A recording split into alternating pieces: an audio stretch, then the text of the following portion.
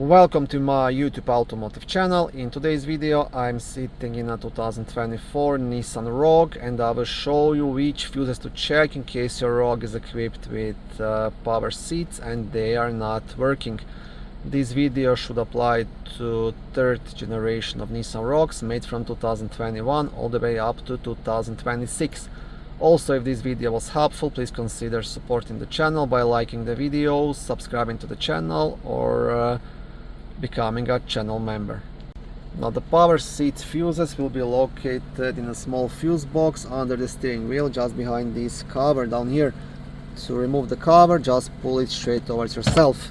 And on the back side you will have a small fuse diagram, and this piece in the bottom left corner, this is the fuse puller you can use to remove and check any of the fuses. Okay, so fuse number 59, this 20 amp yellow fuse right here, this is your left power seat, and fuse number 62, this 20 amp fuse, this is your right passenger power seat. So these are the two fuses to check, this one and this one.